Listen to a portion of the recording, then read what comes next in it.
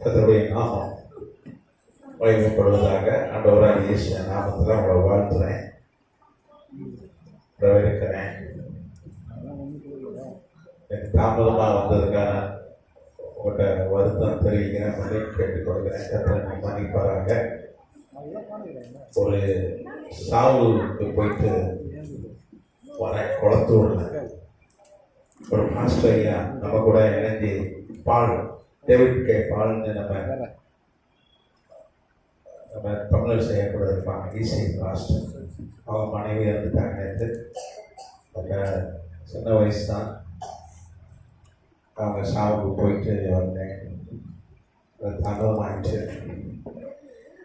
கத்த நாம மயப்படுவதாக. ஐயா மற்றும் அவருடைய குடும்பத்தாருக்காக ஜெபம் பண்ணுங்க. டேவிட் கே பால், அவர் 2 பெண் பிள்ளைகள், ஒரு பிள்ளைய திருமணம் ஆயிடுச்சு. சின்ன பிள்ளைங்க தான் திருமணம் பார்த்துட்டு இருந்த வேலையில தான் திடீர்னு இறந்துட்டாங்க. சின்ன வயசு தான், 59 வயசு.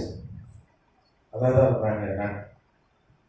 சிஸ்டர் தெரியும், அந்த சகோதரி மாநாடுலாம் அவங்க தான் நடத்தினாங்க. நீங்கள் வந்தீங்களே, நீங்கள் தம்பி தான். அவன் பார்த்தா நீங்கள் தெரியும், சகோதரி மாநாடுலாம் அவங்க தான் முன்னாடி நடத்துகிறாங்க. அவங்க திடீர் மறைவு ரொம்ப அதிர்ச்சி.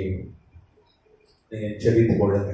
கத்தனாவதுக்கு கத்தனாமே அந்த சகோதரியிடம் தவிக்கிற பாஸ்டர் ஐயா டேவிட் கே பால் மற்ற குடும்பத்தாரை சேர்த்து போகிறாங்க. இன்றைக்கு கத்தனாம மயப்படுவதாக. போன வகுப்பில் நம்ம என்ன பாடம் பார்த்தோம் ஞாபகம் இருக்கா? ஆமாம், யோசேப்பு, ஓல்ட் டெஸ்டமெண்ட் சாட்டர்டே அப்படின்னு ஒரு யோசேப்பை குறித்து பார்த்தோம். அதில் அதோடைய என்ன ஒரு காரியத்தை கற்றுக்கொண்டோம் அப்படின்னா, நம்ம ஆண்டவர் நினைக்கிறதற்கும் வேண்டிக் கொள்வதற்கும் செபிக்கிறதற்கும் எதிர்பார்க்கிறதற்கும் அதிகமாக செய்கிறவர். நீங்கள் கூட பார்த்தீங்கன்னா அண்ணா, நீங்கள் ஒரு சாமியல் புத்தகத்தில் பார்த்தீங்கன்னா அண்ணா ஜெபம் பண்ணுற ஒரே ஒரு ஆம்பளை பிள்ளை தாங்க. கொடுத்தீங்கன்னா அது நெசரையா நான் வளர்ப்பேன். நெசரையானா முடி வெட்ட மாட்டேன், மொட்டை போட மாட்டேன், கத்தி படாது தலையில். ஒரு நெசரையானா நான் வளர்ப்பேன். ஒரே ஒரு ஆம்பளை பிள்ளை தாங்க கெஞ்சி நான் அழுதான். ஒரு நாள் முழுக்க அழுதார். கத்தருடைய சமூகத்தில் வெகு நேரம் ஜெபம் பண்ண போடுற பைபிளில் ரொம்ப நேரம், 5 நிமிஷம் 10 நிமிஷம் 1 நிமிஷம் ஜெபம் இல்லை, ரொம்ப நேரம் வெகு நேரம் ஜெபம் பண்ணான்னு போட்டிருக்கு பைபிளில். வெகு நேரம் ஜெபம் பண்ணா கர்த்தர் என்ன பண்ணார்? அவர் ஜெபத்தை கேட்டு அவளுக்கு அவர் கேட்டது ஒன்னே ஒண்ணுதான், ஒரே ஒரு ஆம்பளை பிள்ளை வேணும். அவர் கேட்டது ஒண்ணு. பார்த்தீங்கன்னா 1 சாமுவேல் 1ஆம் அதிகாரம் 12ஆம் வசனம். நீங்கள் பார்த்தீங்கன்னா 11-12 அதில் போட்டிருக்கு, ஒரே ஒரு பிள்ளை தாங்க, ஒரு ஆண் பிள்ளை கொடுங்க. 12ஆம் வசனம் சொல்லுது, அவள் கர்த்தருடைய சன்னதியில் வெகு நேரம் விண்ணப்பம் பண்ணி நான் ஒரு நாள் முழுக்க ஜெபம் பண்ணான். கர்த்தர் சமூகத்தில் கிடந்தா. இப்போ கர்த்தர் ஜெபத்தை கேட்டு நீங்கள் 1 சாமுவேல் 9:7 பார்த்தீங்கன்னா, மன்னிக்கணும், 1 சாமுவேல் 2ஆம் அதிகாரம் 21ஆம் வசனம் பார்த்தீங்கன்னா, அப்படியே கர்த்தர் அன்னாளை கடாட்சித்தார். அவர் கர்ப்பம் தரித்து 3 குமாரடி 2 குமாரத்திகளை பெற்றார். சாமுவேல் என்கிற குழந்தையை கண்டவர் கொடுத்தார். அது போக இன்னும் 5 பிள்ளைகளை கொடுத்தார். அதுல 3 ஆம்பளை பிள்ளைங்க. அவன் மொத்தம் 6 பிள்ளைங்க அவருக்கு. அதுல 4 பையங்க 2 பெண்கள், 6 பிள்ளையை கொடுத்தார். அவ கேட்டதெல்லாம் ஒன்னே ஒண்ணு, கண்ணே கண். ஆனா வெகு நேரம் ஜெபம் பண்ணான். அவ கேட்டது ஒண்ணு, ஆண்டவர் கொடுத்தது எத்தனை? 6. அதுவும் பார்த்தீங்கன்னா சாமுவேல் அந்த தேசத்துக்கு நியாயாதிபதியை உயர்த்தினான், தீர்க்கதரிசியை உயர்த்தினான். அவன் கேட்டதெல்லாம் ஒரு சாதாரண ஒரு ஆம்பளை பிள்ளை ஊழியத்துக்கு ஒப்பு கொடுத்து வளர்க்குறேன், அவ்வளோதான் பொருத்தனை பண்ணான். ஆனால் அவனை கர்த்தர் இஸ்ரேல் தேசத்துக்கே நியாயாதிபதியா. ஆமாம், சவுலுக்கு முன்னாடி அவனை ஆட்சி செய்கிறான் இஸ்ரேல. பெரிய அவனை மாதிரி தீர்க்கதரிசி கிடையாது. அவ்வளோ துல்லியமா தீர்க்க தரிசனம் சொன்னாங்க. அறிவை உணர்த்தும் வசனம், ஞானத்தை போதிக்கும் வசனம், அந்த வரங்கள் அப்படி கிரியை செஞ்சாங்க. 1 Corinthians 12 வாசிக்கிறோமா, 9 வரங்கள். வரங்களை குறித்து நம்ம கிளாஸ் எடுத்தோமா? சரி, எடுத்துருவோம். அப்போ போன யோசேப்பு குறித்து நம்ம பார்த்தது அப்படின்னா, அவன் சிறைச்சாலையிலிருந்து எனக்கு விடுதலை கிடைச்சா போதும், நான் மறுபடியும் போத்திபார் வீட்டில் அடிமையா நாய்ப்படாத பாடுபட்டாலும் பரவாயில்ல, எனக்கு இந்த சிறைச்சாலை வேண்டாம், விடுதலை தாங்கன்னு ஜெபம் பண்ணான். ஆனா ஆண்டவர் என்ன பண்ணார்? சிறைச்சாலை விடுதலையாக்கி அவனை என்ன பண்ணார்? போத்திபார் வீட்டுக்கு அனுப்பல. அந்த தேசத்துக்கே அதிகாரியாய் பிரைம் மினிஸ்டராய் 80 வருஷம், 110 வயசு இருக்கும். 80 வருஷம் யாராவது ஆட்சி செஞ்சிருக்காங்களா? இல்லை, இது வரைக்கும். தாவீது கூட ஆட்சி செய்யல, உசியா கூட ஆட்சி செய்யல. பைபிளே அதிக காலம் ஆட்சி செய்தவங்க தான் 80. 30 வயசுல இருந்து 110 வயசுல மறிச்சு போனான். 80 வயசு வரைக்கும் கர்த்தர் தானியேலை விட அதிகமா இவன் என்ன பண்றான்? பிரைம் மினிஸ்டர் கர்த்தர் அவனை உயர்த்தினார். அவன் படம் போட்ட நாணயங்கள் நாம் எகிப்துக்கு போனால் பார்க்கலாம். அந்த அளவுக்கு கர்த்தர் அவனை கேட்டதுன்னா, ஒரு அடிமையை கூட இருக்கிறாண்டவரே, இந்த சிறைச்சாலை என்ன விடுதலையாங்க ஆண்டவர். நம்ம ஒண்ணு கேட்டா அவர் என்ன பண்ணுவார்? கோடி கொடுப்பார், 1000 கொடுப்பார். அதனால சொல்றாரு, நினைக்கிறதற்கும் வேண்டிக் கொள்வதற்கும் எதிர்பார்க்கறதுக்கும் மிக அதிகமா அவர் செய்வார். இந்த மாசம் அப்படிதான் செய்வார், அப்படிதான் செய்யக்கூடாது. அதனாலதான் திருப்பி நினைப்பூட்டார். நீங்க என்னன்னா இது சொல்லணும்னு வரல, அவர்தான் அண்ணாவை குறித்து உங்கள்கிட்ட சொல்றாரு. சரி, ஓகே. நம்ம இன்னைக்கு ஹெர்மெட்டிக்ஸ் ஒரு பாடம். போன வாரம் போன வாட்டி ஓல்ட் டெஸ்டமெண்ட் சர்வே பார்த்தோம்.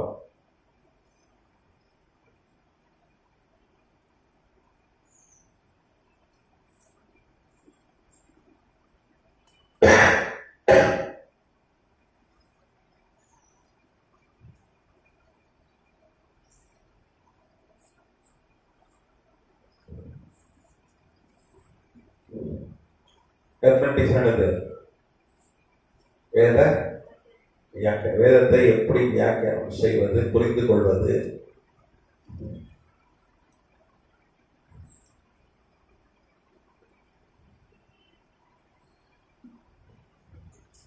Interpretation of Bible.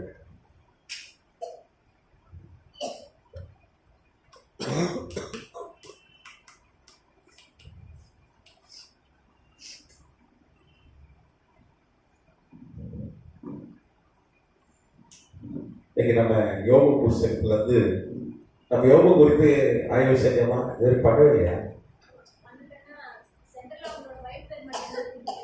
ஃபுல்லா ஆய்வு செய்யலாம். இப்போ யோக குறித்து ஒரு ஆய்வு செய்ய போறோம். யோக புஸ்தகம் பார்த்தீங்கன்னா சங்கீதத்துக்கு முன்னாடி இருக்கிற ஒரு புஸ்தகம். யோகு பத்தி எல்லாருக்கும் தெரியும். அவன் ஊர்ஸ் தேசத்தை அவன் தான் பெரிய பணக்காரன். அவனுக்கு 10 குமாரர் இருந்தார்கள். நீங்க யோபு 1ஆம் அதிகாரத்தில் பார்த்தீங்கன்னா 1ஆம் வசனம். அவன் என்னது? ஊட்ஸ்.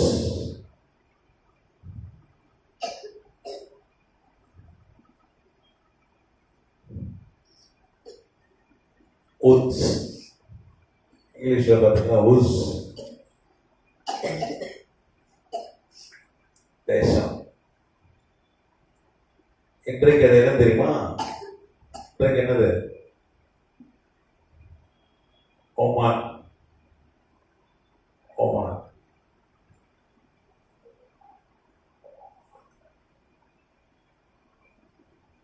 இது எங்க இருக்கு? ஓமன், அரேபிய தேசம். மஸ்கத் கேள்விப்பட்டிருக்கீங்களா? மஸ்கத் அல்வா இல்ல, மஸ்கத்னு ஒரு பட்டணம். அந்த பட்டணம் தான் அதுக்கு தலைநகர். அங்கே யோபு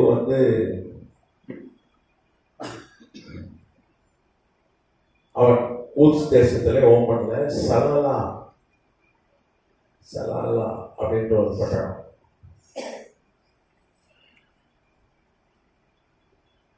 அங்கே அவன் குடியிருந்தான். அந்த தேசத்திலே பெரிய பணக்காரன், வெரி ரிச் மேன்.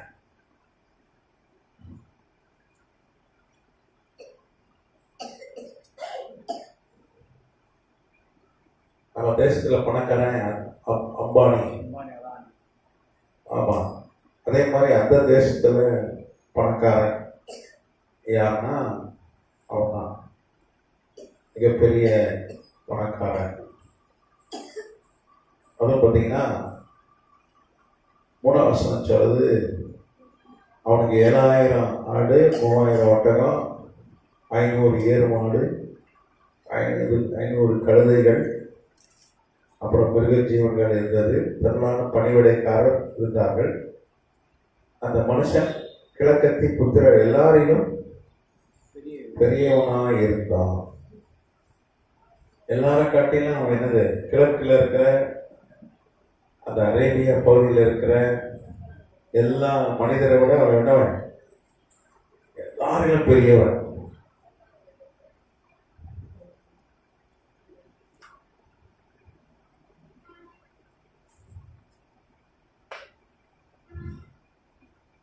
எல்லாரும் காட்டிலும் பெரியவன். நீங்க பாத்தீங்கன்னா ஆண்டவரே அவனை குறித்து 8ஆம் வசனம் வாசிங்க, 7, 8 வாசிங்க. 1 1 7 8.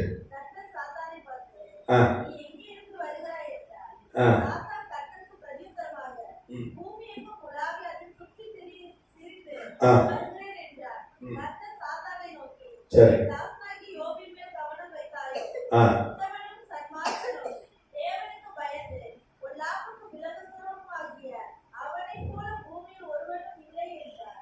யோபு காலத்துல யோபு மாதிரி யோபுக்கு சாமம் யாருமே இல்லை. ஆண்டவரே சரியை கொடுக்கிறார். உத்தமன், சன்மார்க்கன், தேவனுக்கு பயப்படுகிறவன், புல்லாப்புக்கு விளங்குகிறவன், இவன மாதிரி பூமியில ஒரு ஆள் கூட இல்லை. உலகத்திலே நல்லவன், அப்படிதானே? உலகத்திலே நல்லவன். நீங்க பார்த்தீங்கன்னா இந்த யோபு புஸ்தகத்தை கர்த்தர் யாரை கொண்டு எழுதி கொடுத்தாருன்னா மோசையை கொண்டு எழுதி கொடுத்தார். மோசே யோபு காலத்துல இருந்து ஒரு 700 வருஷம் பிறகு வாழ்ந்தவன், ஒரு 700 இயர்ஸ்க்கு அப்புறம் வாழ்ந்தவன். அவனை கொண்டு கர்த்தர் இந்த புஸ்தகத்தை 1445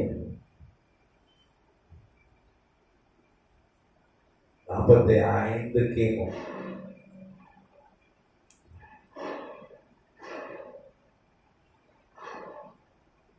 யோபு புஸ்தகம் எழுதுனது யாரை கொண்டு கர்த்தர் எழுத வச்சார்? மோசஸ்.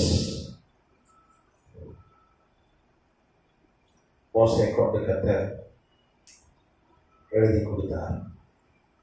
நாமத்துக்கு சுத்திரம். நீங்க பாத்தீங்கன்னா அவன் பெரியவன், பூமியிலே அவன் தான் உத்தமன், அந்த கிழக்கு பகுதியிலே அவன் தான் பெரிய ஆள் என்று வேதம் சொல்லுது. நாமத்துக்கு சுத்திரம். நீங்க பாத்தீங்கன்னா நீங்க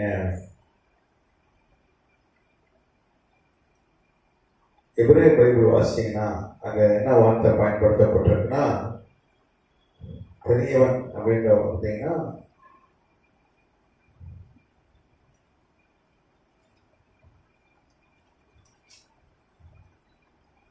யோபு 1:3. யோபு என்ன பெரியவன், யோபு என்ன எல்லாரையும் பெரியவன். ஆமா, அதுக்கு என்ன வார்த்தை பயன்படுத்தப்பட்டிருக்குன்னா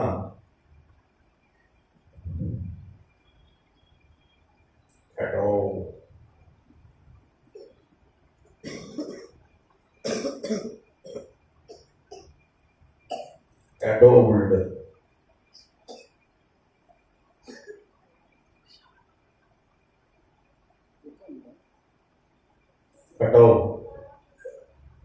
கடவுள்னு படிக்கணும். கடவுள் அப்படின்னு படிக்கலாம். இது எபிரேயம். அதுக்கப்புறம் பார்த்தீங்கன்னா ஹைஸ் ஐஸ். கடவுள்னா இது கிரேட்டஸ்ட் அர்த்தம்.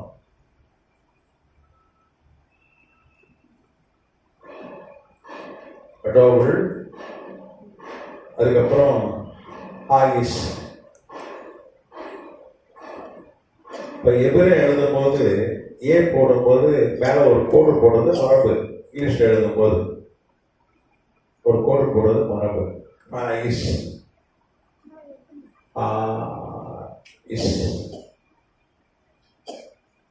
இது எபிரேயம் தான். அப்படின்னா என்ன அர்த்தம்? ராஜாக்களை விட பெரியவன் அர்த்தம். எப்படி? ராஜாக்களை விட பெரியவன் அர்த்தம். ஓ, ராஜாக்களை விட பெரியவன்னா ஒரு ராஜாதி ராஜாவா? ஆமா, ராஜாதி ராஜாவா இருந்தா. அதான் சொல்லுது. கிழக்கு பகுதியில் இருக்க எல்லா மக்களையும் விட அவன் பெரியவன். எந்த நாமத்துக்கு சொல்றேன். நீங்க பைபிளை பார்த்தீங்கன்னா ஒரு இன்னொரு ஆளை பெரிய ஆளுன்னு சொன்னேன். யார? யோவான் சாணன். ஸ்திரீகளில் யோபுவோட பெரியவன் தான். யோபு பெரியவன்றாரு. பூமியில இருக்கிற எல்லாரும் நல்லவன் சொல்றாரு. ஒரு ஆள் பெரிய ஆளாவும் இருந்துட்டு நல்லவனா இருக்கிறது கஷ்டம். ஆனா யோபு அப்படி இருந்தான். கர்த்தருக்கு பயப்படுகிறவனாக இருந்தான். எந்த நாமத்துக்கு சொத்துரும். சரி, நீங்க பார்த்தீங்கன்னா நமக்கு யோபுடைய சொத்துக்கள் பார்த்தீங்கன்னா ஆடு மாடு அப்படின்னு சொல்லப்பட்டிருக்கு, ஒட்டகம் அப்படின்னு சொல்லப்பட்டிருக்கு. நீங்க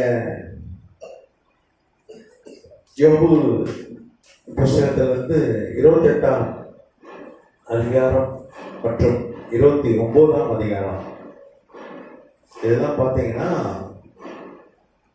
ரொம்ப பணக்காரன் என்று சொல்லப்பட்டிருக்கிறது. ரொம்ப பணக்காரன். நீங்க பார்த்தீங்கன்னா யோபு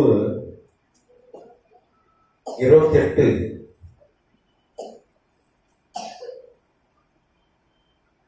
1, 2 வாசிங்க.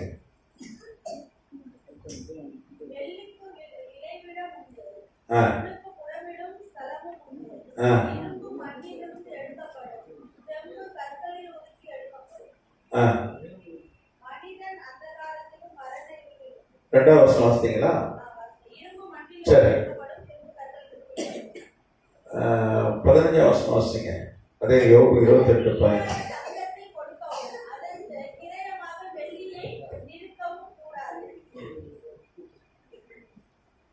சரி, அடுத்து 19ஆம் வருஷம் வாசிங்க. 19.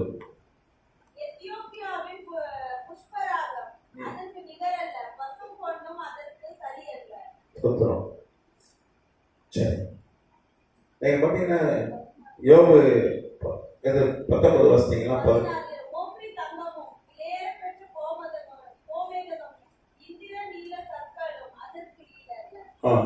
Okay okay. சரி, இங்க நம்ம 28ஆம் அதிகாரம் சில வசனங்களை வாசித்தோம். நீங்க பார்த்தீங்கன்னா நம்ம தமிழ் பைபிள்ல என்ன போட்டிருக்குன்னா, வெள்ளிக்கு விளைவிடம் உண்டு, பொண்ணுக்கு புறவிட ஸ்தலம் உண்டு, இரும்பு மண்ணிலிருந்து எடுக்கப்படும், செப்பு கற்களில் உருக்கி எடுக்கப்படும் அப்படின்னு சொல்லப்பட்டிருக்கு. நீங்க பார்த்தீங்கன்னா நீங்க எபிரேய பைபிள் வாசிச்சீங்கன்னா எபிரேய மொழியில தான் இந்த யோபு புஸ்தகம் எழுதப்பட்டது. எபிரேயம் மூல பாஷை. ஆனால் அது எப்போ ஒரு 1700களில் ஒரு 300 ஆண்டுகள் முன்பாக தான் அது மொழிபெயர்க்கப்பட்டது. சீகன் பால்கையா மொழிபெயர்த்தார். அதுவும் டைரக்டாக எபிரேயத்திலிருந்து டைரக்டாக கிரீக்லேருந்து அல்ல, ஒரு ஆங்கில பைபிள் கொண்டார். அது அப்படியே டிரான்ஸ்லேட் பண்ணார். 1611 மொழிபெயர்க்கப்பட்ட கிங் ஜேம்ஸ் வெர்ஷன் அந்த பைபிளை தான் அவர் மொழிபெயர்த்து கொடுத்தார். இப்போ நமக்கு இந்த மொழிபெயர்ப்புல சில சில ஒரு குறைன்னு சொல்லலாம், அது தவறுன்னு சொல்ல முடியாது. என்ன சொல்லலாம்? குறைன்னு சொல்றோம். நீங்க பார்த்தீங்கன்னா கிரீக் பைபிள் வாசிங்க தான் ஒரிஜினல் டெக்ஸ்ட் சொல்லுது. யோபுக்கு வந்து பாத்தீங்கன்னா அவன் வந்து வெள்ளி,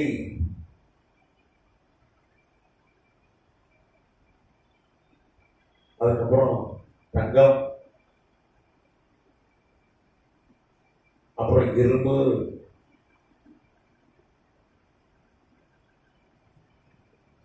காப்பர். காப்பர் என்னது? காமிரமா? தமிழ் என்னது? காப்பருக்கு காப்பர் ஒயர், செம்பு,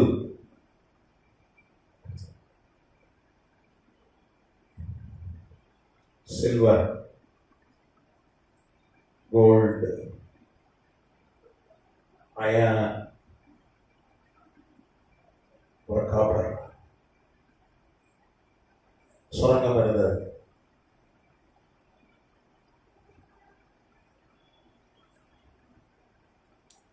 நமக்கு தெரிஞ்சதான் யோபு ஆடு மாடு வச்சிருந்தாங்க, ஒட்டகம் வச்சிருந்தாங்க அப்படின்னு நம்ம படிச்சிருக்கோம். ஆனா அதே பைபிள் என்ன சொல்லுது? அவனுக்கு என்னெல்லாம் இருந்தது?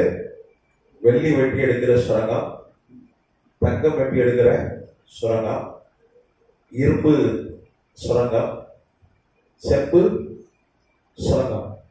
லக்ஷ்மி மிட்டல் அப்படின்னு சொல்லிட்டு இங்கிலாந்துலேயே அவர் தான் பணக்காரர், ஒரு இந்தியர் தான். அவருடைய தொழில் என்ன? இரும்பு என்ன பண்றாரு? மைண்ட் பண்றாங்க, சுரங்கம் வெட்டி எடுக்கிறார். இந்தியர் இங்கிலாந்துல பணக்காரர், பெரிய பணக்காரர். இரும்பு வெட்டி எடுத்தாலே பணக்காரன். இவருக்கு என்னெல்லாம் இருந்தது? தங்க சுரங்கம். தங்கம் நம்ம இந்தியாவில் எங்கே வெட்டி எடுக்கிறாங்க தெரியுமா? கேஜிஎஃப்.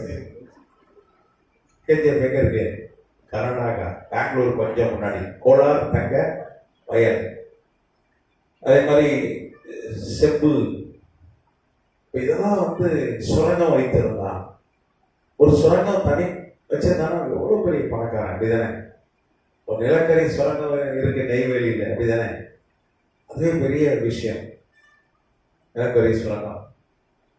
நம்ம வட இந்தியாவில் இரும்பு வெட்டி எடுக்கிறார்கள். நீங்க கர்நாடகாவில் ஓஸ்பேட் இந்த மாதிரி நிறைய இடங்கள்ல வட இந்தியாவில் இரும்பு கிடைக்கிறது, வெட்டி எடுக்கிறாங்க. அவ்வளோ பெரிய பணக்காரர்கள். யோபு அவனுக்கு சொந்தமா தங்கம், வெள்ளி, இரும்பு, அப்புறம் செம்பு அவனை சுரங்கம் வைத்திருந்தான்.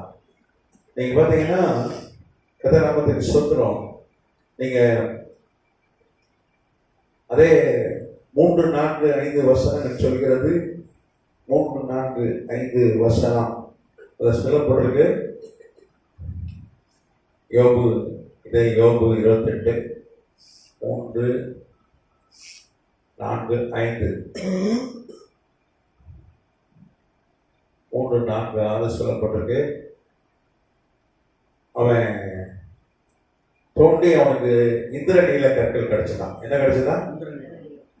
அவன் தோண்டி, பூமியை தோண்டி இந்திர நீல கற்கள் எடுத்தான். இங்கிலீஷ்ல என்னது? சஃபயர்.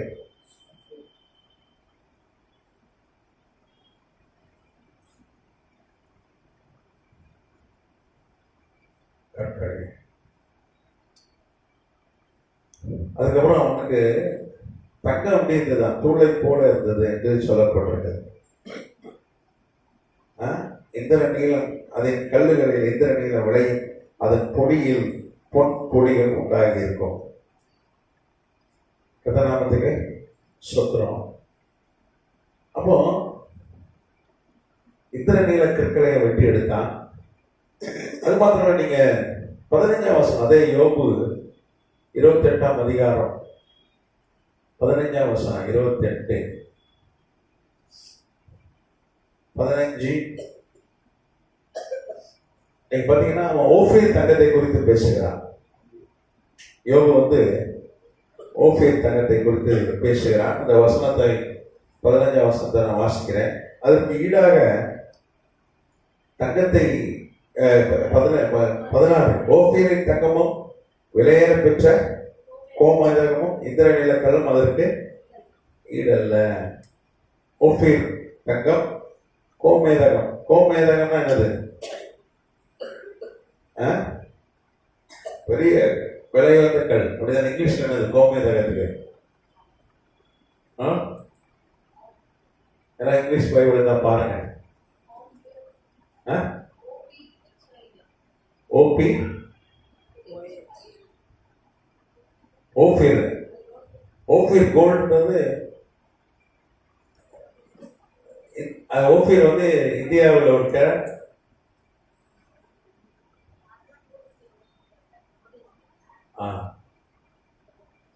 அப்புறம் வேற என்ன கல்லு எடுத்தான்? புஷ்பராகம்.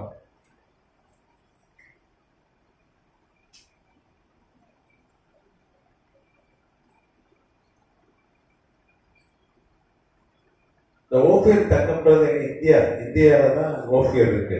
நான் ஏற்கனவே ஓபியர் பத்தி கிளாஸ் எடுத்திருக்கேன்னா? ஆமா, ஓபியர் அதனுடைய தொழில் துறை ஆதாரம் டெல் அபீவ்ல வச்சிருக்காங்க மியூசியத்துல. நம்ம இந்திய அட்ரஸ் தான் போட்டிருக்கு. வரலாறு தான் சொல்றது. கேரளால பூவாறு தான் ஓபியர்னு சொல்லி வரலாறு ஆய்வாளர் சொல்றாங்க.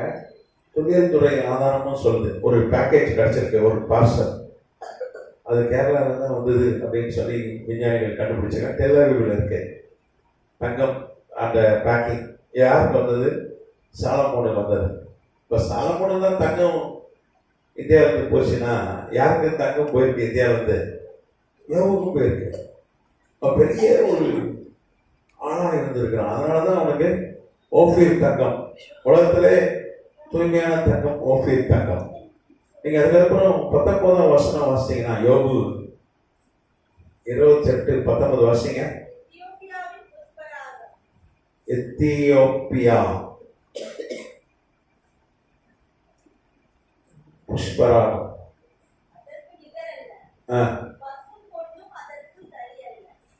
இது புஷ்பராகம். சரி, அது கோமேதகம். இது கோமேதகம். கோமேதகம் கோமேதகம் இது எத்தியோப்பியாவின் புஷ்பராகம். நீங்க புஷ்பராகம் என்னது? டோபாஸ். டோபாஸ் ஒரு கல்லு, விளையாண்ட கல்லு. அப்போ யோபு ஆடு மாடு வச்சிருந்தாங்க. நிறைய ஆடு மாடு, ஒட்டகம், கழுதை, வேலைக்காரங்க இருந்தாங்க, பெரிய பணக்காரங்க. அப்படிதான் நம்ம பிரசங்கம் கேட்டிருக்கோம், அப்படிதான் நமக்கும் தெரியும். ஆனா வேதம் சொல்லுது, அவனுக்கு தங்க சுரங்கம் இருந்தது, வெள்ளி சுரங்கம் இருந்தது, இரும்பு சுரங்கம் இருந்தது, அவனுக்கு செம்பு வெட்டி அடிக்கிற சுரங்கம் இருந்தது. அவனுக்கு ஓஃபீர், இந்தியாவில இருந்து ஓஃபீர்ல இருந்து அவனுக்கு எங்க வந்துச்சு? தங்கம் வந்தது அப்படின்னு இங்க சொல்லப்பட்டிருக்கிறது. அது மாத்திரம் இல்ல, எத்தியோப்பியாவின் புஷ்பராகம், டோபாஸ், அந்த விளையாண்ட கல்லாம் வைத்திருந்தான். எத்தனை நாமத்துக்கு சோதரம். அப்போ ஏராளமான தங்கம் அவன்கிட்ட இருந்தது, வெள்ளி அவன்கிட்ட இருந்தது, விலையுயர்ந்த கற்கள் அவன்கிட்ட இருந்தது. எத்தனை நாமத்துக்கு சோதரம். அப்போ அவன் நினைச்சதை விட பெரிய பணக்காரன். அதனாலதான் ஆண்டவர் சொல்றாரு, அந்த என்டையர் கிழக்கு பகுதியில அவன் தான் பெரிய ஆள். அவன்கிட்ட தான் நிறைய வசதி வாய்ப்பு இருந்தது, பெரிய பணக்காரன். பொதுவாக பெரிய பணக்காரனா இருந்தா அவன் கர்த்தரை தேட மாட்டான்றது நமக்கு ஒரு எண்ணம். ஏன்னா வேதத்துல ஆண்டவர் சொன்னாரு, ஒட்டகம் கூட ஊசி காதுக்குள்ள போயிட்டு வெளியே வந்துடும், பணக்காரனால பரலோக ராஜ்யம். நீங்க அது அந்த பைபிள் வார்த்தையை கிரேக்க மொழியில வாசிச்சீங்கன்னா, ஏன்னா புதிய ஏற்பாடு கிரேக்க மொழியில சொல்லப்பட்டது. என்ன பண்றது? பணத்தின் மீது நம்பிக்கை வைப்பவன். யோபு மாதிரி பணக்காரன் இன்னைக்கு கூட கிடையாது. இன்னைக்கு கூட அவ்வளவு பெரிய பணக்காரன், யோபு மாதிரி பணக்காரன் இன்னைக்கு கூட கிடையவே கிடையாது. ஆனா அவன் இந்த பூமியிலே உத்தமன், இந்த பூமியிலே நீதிமான். காரணம் பணத்தின் மீது நம்பிக்கை வைக்கல. அதனாலதான் அவன் பணத்தை என்ன சொன்னான்? நீங்க பாருங்க, அவனுக்கு ஒரே நாள்ல எல்லா சொத்தும் போயிட்டு, எல்லாம் போயிட்டு, கர்த்தர் கொடுத்தா கர்த்தர் எடுத்தா, கர்த்தர் நாமத்துக்கு சோத்திரம். பணத்தின் மீது நம்பிக்கை வைக்கிறோம் அப்படி சொல்ல முடியாது. அவனை ஆண்டவர் உத்தமன் சொல்லவே மாட்டான். பண ஆசை எல்லா தீமைக்கும். அப்போ பண ஆசை, பணத்தின் மீது நம்பிக்கை என்பது வேறு, பணக்காரனா இருப்பது வேறு. நம்ம போன வகுப்புல பார்த்தோம், எகிப்துடைய உலகத்தின் பேரரசு எகிப்து தான். இன்னைக்கு எப்படி அமெரிக்க டாலர்ல ஆபிரகாம் லிங்கன் ஐயா படம் போட்டிருக்காங்களோ அதே மாதிரி அன்னைக்கு எகிப்துல பணத்துல யார் படம் போட்டாங்க? இன்னைக்கும் மியூசியத்தில் வச்சிருக்காங்க போட்டோ போட்ட மோசையை பார்க்கலாம். அந்த அங்க போய் பார்த்துருக்கேன் அந்த காயின்ஸ்ல. அவன் எவ்வளவு பெரிய ஆள் அவன். ரூபால யார் இருக்கா? யோசேப்பு தான் இருக்கா. அவன் வந்து எவ்வளவு ரூபா இருந்திருக்கும். நீங்க பைபிள்ல பாத்தீங்கன்னா பழைய பாடலாம் எல்லாம் பணக்காரர்கள். அமெரிக்கா எவ்வளவு பெரிய பணக்காரன். 5 லட்சம் கிலோ தங்கம் வைத்திருந்தான் என்று நம்ம பார்த்தோம். தாவீது 5 கோடி கிலோ தங்கம் வச்சிருந்தான். மோசே 5 கோடி கிலோ தங்கம் வச்சிருந்தான். எல்லாம் பெரும் பணக்காரர்கள். பொண்ணு வெளியாது. ஆனா அந்த பணத்தின் மீது அவங்க நம்பிக்கை வைக்கல. இப்ப தாவீது 5 கோடி கிலோ தங்கம் வச்சிருந்தான். அவன் என்ன சொன்னான்? 119 சங்கத்துல சொன்னான். என்ன சொன்னான்? அநேக ஆயிரம் பொன் வெள்ளியை பார்க்கலாம். பைபிள் தான் எனக்கு பெரிய சொத்து. பைபிள் தான் 72 சங்கீதம் 119 72. அநேக ஆயிரம் பொன் வெள்ளியை பார்க்கிறோம், நீர் விளம்பின வேதமே எனக்கு நலம். 2008 வருஷத்துல 2006 ஒரு ஐயாவுக்கு 1 கோடி ரூபாய் வருமானம் வந்துச்சு. ஒரு 2007 1 கோடின்றது பெரிய விஷயம். சென்னையில தான் 1 கோடின்றது இன்னைக்கு ஒரு 20 வருஷத்துக்கு முன்னாடி 1 கோடின்றது, அன்னைக்கு 1 கோடி ரூபாய் சொத்து வாங்கினா இன்னைக்கு எத்தனை கோடி? அது 100 கோடி. இல்லையா? பெரிய பெரிய இடம் வாங்கிருக்கலாம். சரி, அன்னைக்கெல்லாம் விலை கம்மி தானே. ஒரு கிரவுண்ட் 1 லட்சம் தான். இங்கெல்லாம் இன்னைக்கு கோடி கணக்கில் போயிடுச்சு. 1 கோடி வைத்திருந்தார்,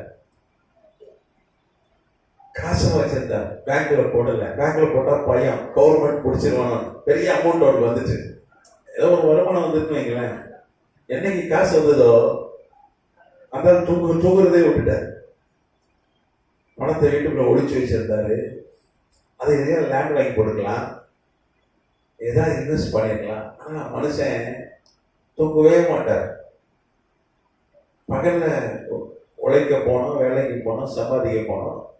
பகல்லாம் வேலை செய்ய, ராத்திரி வேணும், எல்லாம் தூங்குவாங்க வீட்டில். இவருமா என்ன பையனா திருட வந்துடுவானோ, கிரிக்கெட்டை உடைச்சிட்டு வந்துடுவானோ, கதவை உடைச்சிட்டு இப்படி தூங்காம கடந்து அவருக்கு சுகர் வந்து விட்டது, பிபி வந்து விட்டது. இப்படி கடந்து அப்போ இப்ப பணத்தின் மீது நம்பிக்கை வைக்கிறோம், இப்படிதான் ஆயிடுவான். கரெக்டா? ஆனா இவர்கள்கிட்ட ஏராளமான பணம் இருந்தது. ஆனா அதன் மீது நம்பிக்கை வைக்கல. அவங்க யார் மீது நம்பிக்கை வைத்தார்கள்? அவன் சொன்னா இதெல்லாம் ஒண்ணு இல்லையா, வேதம் தான் என் பெரிய பொக்கிஷம். என்கிட்ட இருக்க 5 கோடி கிலோ தங்கம் காட்டிலும் வேத வசனம் தான் என் பெரிய பொக்கிஷம். அதனாலதான் நீங்க கூடி வந்திருக்கீங்க. வேத வசனம் தான் பெரிய பொக்கிஷம் என்பதனால நீங்க பகல் ஃபுல்லா வேலை செஞ்சுட்டு டயர்டா இருந்தா கூட வீட்டுல போய் ரெஸ்ட் எடுக்காம ஓடி வந்திருக்கீங்க. காரணம் இது பெரிய பொக்கிஷம். இருக்கிறதுலே பெரிய பொக்கிஷம். தங்கம் வெள்ளியை காட்டிலும் பொண்ணை காட்டிலும் பெருசுன்னா வேத வசனங்கள். அதை ஆராய்ச்சி பண்றதுக்கு நம்ம வந்திருக்கிறோம். உங்களுக்கு நான் கர்த்தருக்கு நன்றி சொல்றேன். அல்லேலூயா. அப்போ யோபு மிகப்பெரிய பணக்காரர், மிகப்பெரிய பணக்காரர். நீங்க பாத்தீங்கன்னா யோபு 29ஆம் அதிகாரம் 6ஆம் வசனம்.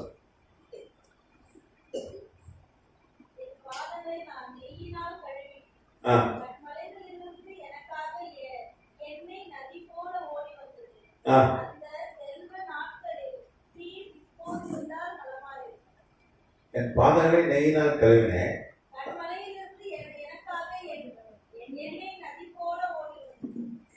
என்ன ஒளிவு எண்ணெய். நீங்க ஒரிஜினல் டெக்ஸ்ட் ஹீப்ரூ டெக்ஸ்ட் வாசித்தீங்கன்னா அதில் போட்டிருக்கு, ஒளிவ எண்ணெய் அவனுக்கு அருவி மாதிரி எப்படி கொட்டிச்சான். கண்மையில இருந்து வந்து அருவி கொட்டுற மாதிரி அவனுக்கு, ஆமா, ஒளிவ எண்ணெய் கொட்டிச்சு அப்படின்னு சொல்லி அவன் இங்க சொல்றான். அப்போ அருவியில தண்ணி கொட்டுற மாதிரி எண்ணெய் கொட்டிச்சுன்னா அப்ப எவ்வளவு பெரிய ஆளு, ஒரு பெரிய எண்ணெய் ஆளை வச்சிருந்திருக்கிறான். அப்படிதானே? பெரிய எண்ணெய் ஆளை வைத்திருந்திருக்கிறான். கர்த்தநாமத்துக்கு ஸ்தோத்திரம். நான் எபிரேய பைபிள் அவங்களை நான் வாசித்து காட்டுகிறேன். யோபு 29:6.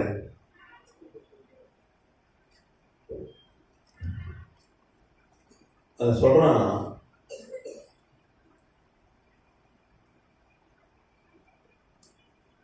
சேமன் அப்படின்னு ஒரு வார்த்தை பயன்படுத்தப்பட்டிருக்கிறது. ஒளிவு எண்ணெய்க்கு பயன்படுத்தப்படுகிற ஒரு வார்த்தை. அப்போ யோபு 29:6 சொல்லுது, எண்ணெய், ஒளிவு எண்ணெய், ஒலிவ் ஆயில்,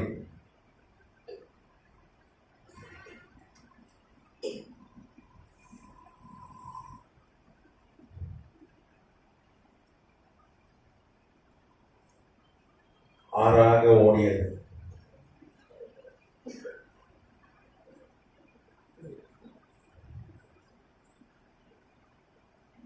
ஒரு லிட்டர் ஒளிவு எண்ணெய் நம்ம வாங்குற 10 எண்ணெயோட 10 மடங்கு விலை. எவ்வளோ? நீங்க ஒளிவு எண்ணெய் நீங்க பார்த்தீங்கன்னா 10 மடங்கு விலை. அந்த எண்ணெய் ஆறாக ஓடிச்சான் அப்படின்னு அர்த்தம். பெரிய எண்ணெய் ஃபேக்டரி வச்சிருக்காங்க, ஒளிவ எண்ணெய் எடுக்கிற செக்கு வைத்திருந்திருக்கிறாங்க. இப்போ நம்ம நினைச்சதெல்லாம் ஆடு மாடு தான் இல்லை, அதை தாண்டி அவனுக்கு நிறைய தொழில்கள் இருந்திருக்கிறது. கர்த்தராமத்துக்கு ஸ்தோத்திரம். நீங்க பார்த்தீங்கன்னா 7ஆம் வசனம் சொல்லுது, அதே யோபு 7 வாசிங்க.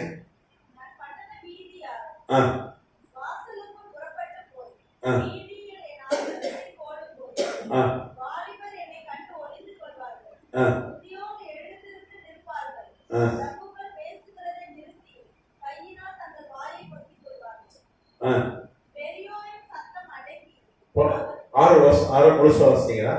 7 வாசிங்களா? போதும்.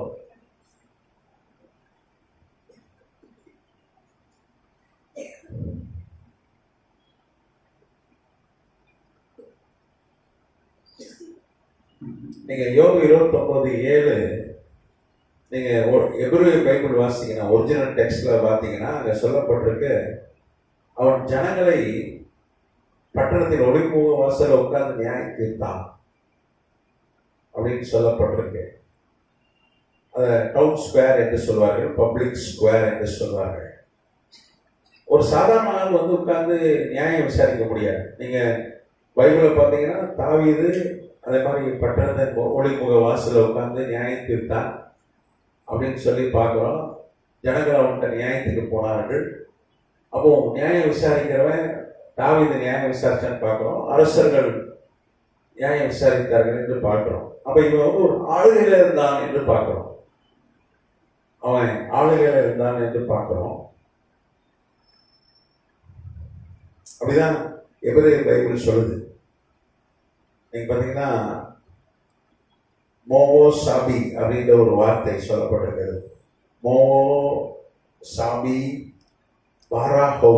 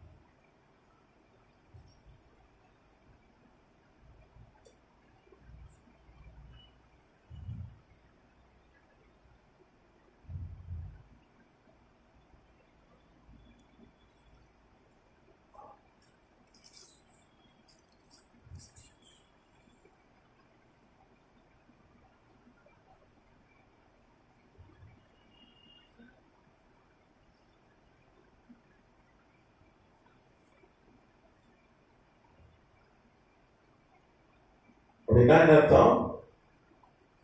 ஆனஸ்ட் ஜட்ஜின்னு அர்த்தம், ஜனங்களை நியாயம் இருக்கிறவன் அர்த்தம்.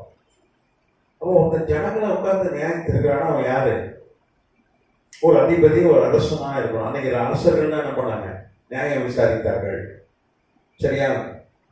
நீங்க பார்த்தீங்கன்னா 8ஆம் வசனம் சொல்லுது, அதே 29:8, வாலிபர் என்னை கண்டு ஒழிச்சுக்கிறாங்க, முதியோர் என்னை கண்டு எழுந்திருக்கிறாங்க. அப்போ அப்ப போய் அந்த போனான்னு வைங்க, ஒளிமுக வாசல் இருக்கு. வாலிபர்கள் என்ன பண்றாங்க? ஓடி ஒளிதான் மரியாதை, அப்படிதானே? அந்த காலத்துலதான் பெரியவங்க முன்னாடி என்ன பண்ண மாட்டாங்க, வாலிபர்கள் தப்பு பண்ண மாட்டாங்க. சிகரெட் பிடிச்சவரை ஓடி ஒளிஞ்சிப்பான். இன்னைக்கு மூஞ்சிலே போக விட்டுருவான். இங்க நம்ம ஒளிஞ்சி ஓட வேண்டியது இருக்கு. இன்னைக்கு எல்லாம் பப்ளிக்கா தான் தப்படிக்கு. அப்படி ஆயிடுச்சு, அப்படி ஆயிடுச்சு. அன்னைக்கு தப்பு பண்ணா கூட அப்பா அம்மா பெரியவனை கண்டா ஒளிவாங்க. இங்க வாலிபர்கள் பெரிய ஆளிவன் இவனை கண்டு ஒளிந்தார்கள். வேதம் சொல்லுது, முதியோர் எழுந்து நிற்பார்கள். வயசானவன் இவன் கண்டா எழுந்துச்சு நிற்பாங்க. அவ்வளவு பெரிய ஆளா இருந்தான். நீங்க பிரபுக்கள் பேசுகிறதை நிறுத்தி கையினால் தன் வாயை பொத்திக் கொள்வார்கள். 9ஆம் வசனம்.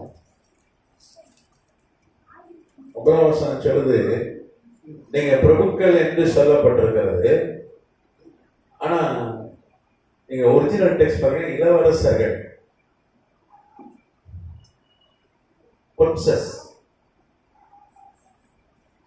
இளவரசர்கள்னா யாரு? யாரு? அடுத்து ஆட்சிக்கு வர பிரின்ஸ் என்று சொல்லுவாங்க. சரியா? அவர் என்ன பண்ணாங்களாம்? வாயை எப்படி பொத்திட்டு இருந்தாங்களாம். பாத்துருக்கீங்களா? ரொம்ப பெரிய பதவியில் இருக்காளுதான் வாயை பொத்திட்டு நிற்பாங்க. யாருக்கு என்ன கவலை? யோகுக்கு. அவன் இளவரசனே எழுந்துச்சு வாயை பொத்தினா இப்ப இவன் யாரு? நீங்க சொல்ற யாரு? இளவரசர்களுக்கு மேலானவன். அதனாலதான் ராஜாக்களை விட பெரியவன் என்று வேதம் சொல்றது. இவன் கிங், அவன் ராஜா. ஒரு அரசனை கரெக்டா? இளவரசன் பேர் வச்சவங்க நமக்கு எது செய்ய மாட்டோம். ஆனா இளவரசர்கள் என்ன பண்ணாங்களாம்? நம்ம பைபிள் தானே போட்டிருக்கு. சரி, அப்புறம் நீங்க பாத்தீங்கன்னா அடுத்தது இளவரசன் சொல்றது fresh honours are constantly given. நிறைய பட்டங்கள் அவர் கொடுத்தாங்களாம். பட்டம் யாருக்கு பட்டம் கொடுப்பாங்க? அந்த காலத்துல பெரு அரசர்களுக்கு தான் பட்டம் கொடுப்பாங்க. நீங்க நம்ம தமிழ் பைபிளை வாசிச்சோம், 20ஆம் வசனம் வாசிப்போம். என் மகிமை என்னை செலுத்தோங்கி என் கையில் உள்ள என் வில் புதுப்பலன் கொண்டது. கையில என்ன வச்சிருந்தானா? என்னங்க வச்சிருந்தான் கையில? வில்லு. யோபு யாரு?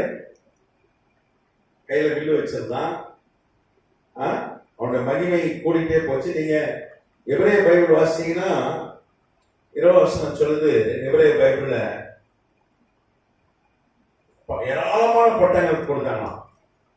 நீங்க பாத்தீங்கன்னா நம்ம மோடி எங்க போனாலும் பட்டம் கொடுக்குறாங்க, அப்படிதானே? எந்த நாட்டுக்கு போனாலும். ஏன்னா அவர் இந்தியாவை ஆளுகிறவர், அப்படிதானே? நம்ம நாட்டுக்கு வெளிநாட்டுல இருந்து யாராவது வந்து ஒரு பட்டம் கொடுக்குறோம். அப்போ பட்டங்கள் யாருக்கு கொடுப்பாங்க? ராஜாக்களுக்கு கொடுப்பாங்க. அப்போ அவர் சொல்ற என் கையில வில்லு இருக்குன்னா, அன்னைக்கு வில்லு யார் வைத்திருப்பா? அரசர்கள் வைத்திருப்பாங்க. அரசர்கள் கையிலே ஒரு வில்லு இருக்கும், அப்படிதானே? நீங்க பாருங்க, வெளிப்படுத்துற விசேஷத்துல யோவனே ஒரு தரிசனம் பார்க்கிறான். ஒரு வெள்ளை குதிரையில ஒரு ராஜா போலாம், கையில என்ன இருக்கு? வில்லு இருக்கு. அப்போ ஒரு அரசன்னா அடையாளம் என்ன? வில்லு. யோபு யாரு சொல்லுங்க? ஒரு அரசன். அரசன். நீங்க பாத்தீங்கன்னா 25ஆம் வசனம்.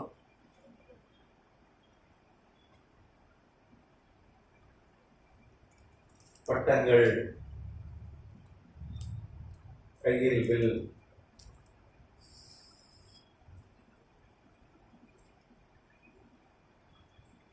அரசனுக்கு அடையாளம்.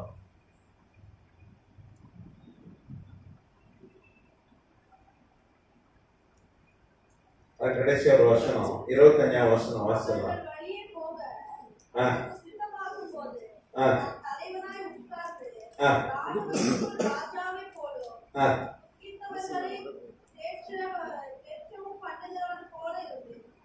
நீங்க பாத்தீங்கன்னா 25ல சொல்றான், அவர்கள் வழியே போக எனக்கு சித்தமாகும் போது நான் தலைவனாய் உட்கார்ந்து இராணுவத்துகள் ராஜா வைப்போலும் துக்கித்தவர்களை தேர்ச்சுகிற போல இருந்தேன். ஒரு ராணுவத்துக்குள்ள ஒரு ராஜா மாதிரி போனேன்றான். இவனுக்கு நீங்க பாத்தீங்கன்னா, நீங்க தொடர்ந்து வாசிங்கன்னா, நீங்க 17ஆம் வசனம் சொல்லுது, அவன் அநேகரை அவன் கண்டித்தான், அநேகரை தாக்கினான் என்று சொல்லப்பட்டிருக்கு. நீங்க குறிப்பா யோபுடைய வரலாறு படிச்சீங்கன்னா பெட்ரி பிளைண்டர்ஸ் என்கிற, எழுதி போடுறேன், 25, 29, 25. அவனுக்கு ஒரு ராணுவம் இருந்தது.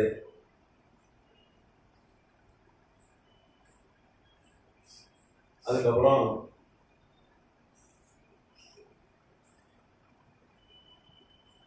அவன் தான் என்னது சீஃப் ஆஃப் ஆல்.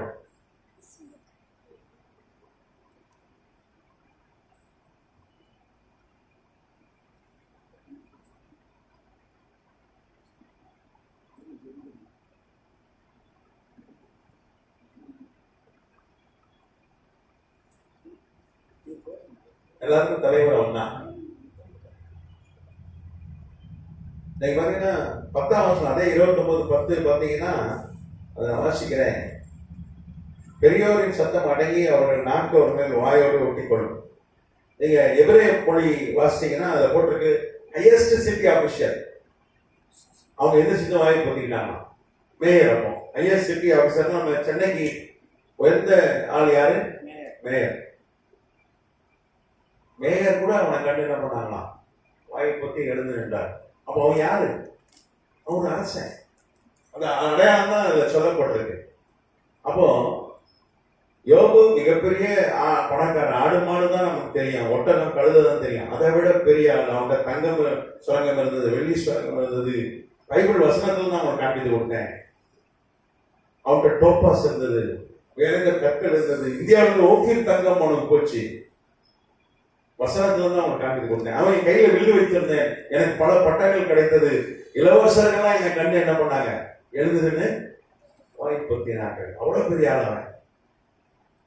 அவன் தான் சொன்னான், கர்த்தர் கொடுத்தா கர்த்தர் எடுத்தார், கர்த்தர் நாமத்துக்கு சோதரன்னு சொன்னான். அவன் அவ்வளவு பெரிய ஆளா இருந்தாலும், பணக்காரனா இருந்தாலும் அந்த மேல நம்பிக்கை வைக்கல. நீங்க பாத்தீங்கன்னா பெட்ரி பிளைண்டர்,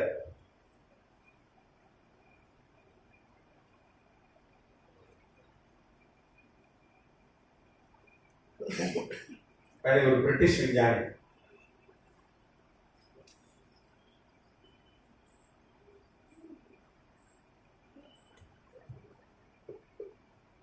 பிரிட்டிஷ்னா இங்கிலாந்து. பிரிட்டிஷ் விஞ்ஞானி. இவர் தான் யோபுடைய வீடு,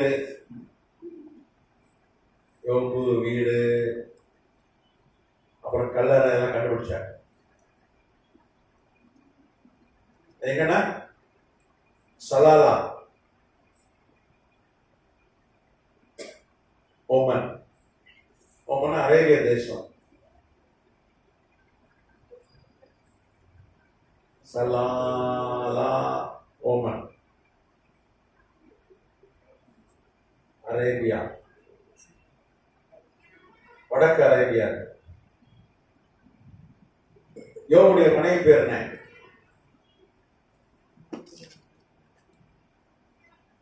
மனைவி பேர் தெரியுமா? என்னது? சிட்டிஸ். சரி, நமக்கு டைம் ஆயிடுச்சு. நான் வர நாளைக்கு விடுப்புறோம், அதிகாலையில போனோம், இங்க ஊழியம் இருக்கு. நான் கேள்வி இருந்தா நீங்க கேளுங்க. ஸ்டடி கொஞ்சம் போர் அடிக்க தான் செய்யும், பசங்க தான் ஜாலியா இருக்கும். இன்னைக்கு இது வரைக்கும் யாரும் சொல்லாத, நீங்க கேள்விப்படாத நான் பைபிள்ல இருக்கு, அதை தான் உங்களுக்கு காண்பித்து கொடுத்தேன். என் சொந்த கருத்தை நான் சொல்லவே இல்லை. யோபு குறித்ததான ஒரு பார்வை. அவன் நம்ம சாதாரண மனிதன்லாம் ஒரு அரசன், இளவரசர்கள்லாம் அவன் எழுந்து கை வாய் பொத்தினார்கள். ராணுவம் இருந்தது, அவன் நியாயம் தீர்த்தான், கையில வில்லு வச்சிருந்தான். ஆண்டவரே சொல்றாரு, எல்லாரையும் பெரியவன். அவருக்கு கடவுள் ஆயிஸ் ஒரு வார்த்தை பயன்படுத்தப்பட்டிருக்கு. அப்படின்னா ராஜாக்களை விட பெரியவன், ஒரு ராஜாதி ராஜா.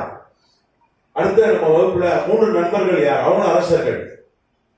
அவனுக்கு 3 ஃப்ரெண்ட்ஸ் இருந்தாங்க. யாரெல்லாம்? எலிபாஸ், நமக்கு தெரிஞ்சதான் எலிபாஸ் தான். அவன் எலிபாஸ் ஞாபகம் வச்சுங்க. எலிக்கு விஷம் வைக்கிறது எலிபாஸ், எலிபாஸ். அப்புறம் பில்தாத், பில் தாது, அப்புறம் ஜோபா. கரெக்டா? இவங்க 3 பேர் யாரு நம்ம ஆய்வு செய்ய போறோம். யோபு புஸ்தகம் ஒரு பெரிய ஒரு சுரங்கம், ஒரு பொக்கிஷம் கர்த்தர் கொடுத்தார். சரி, முடிச்சிடலாமா?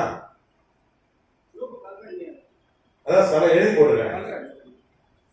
அதான் எழுதி போட்டிருக்கேன், போர்டில் இருக்கு, போட்டோ எடுத்துங்க. ஆமா, யோபுடைய கதை சலலா என்கிற பட்டணத்தில் இருக்கிறது. இன்னைக்கும் 10 லட்சம் பேர் வந்து போறாங்க. சரி.